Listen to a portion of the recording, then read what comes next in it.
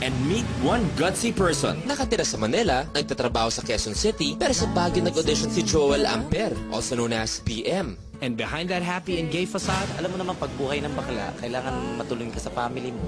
Family first. Naging performer na ako at ganito ang trabaho ko. As long as gusto mo akong laitin, wala sa akin. Hindi mo naman ako pinapakain eh. Hi, good evening, Miss Chris, Miss Ai. Anong name mo? My name is BM. Eh, anong gagawin mo? I'll be singing. Okay. PM, go! Thank you. Alo. Ganda nung...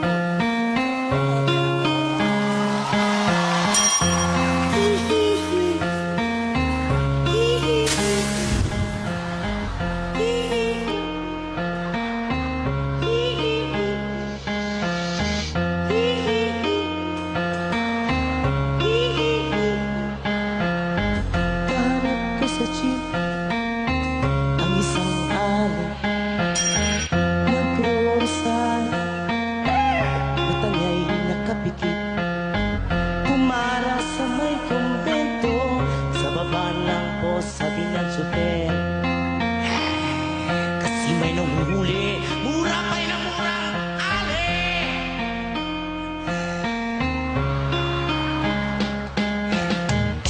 Banal na aso, saktong kabayo, natatawa ko. Banal na aso, saktong kabayo, natatawa ko. Sa'yo.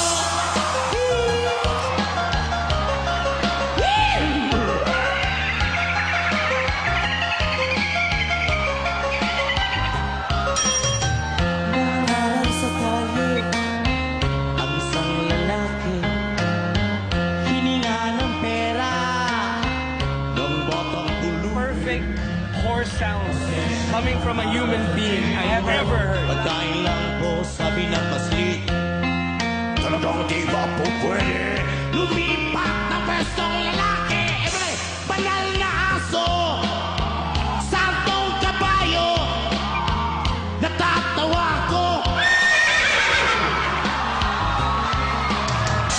Banal na aso, santong kabayo, natatawa ko.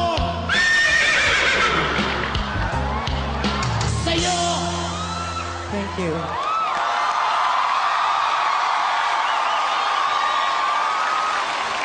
BM? Yes, madam. Initials lang ba yung BM? Ano yun? Anong... Big mouth. BM, I have a question. Kanina parang may birds, di ba? So, kaya mong birds, kaya mo ang horse. Ano pang kaya mo?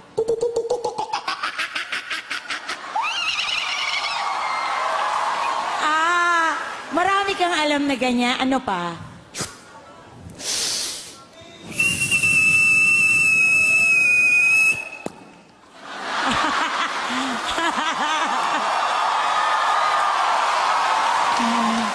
Alam mo, kahit nakakatakot yung gumaganon ka, isa kang napakagaling na performer. Thank you so much. Yes. Gumaganon. You are proof na, alam mo yung, the costume, of course, is stunning. But the performance is even more breathtaking. Thank you.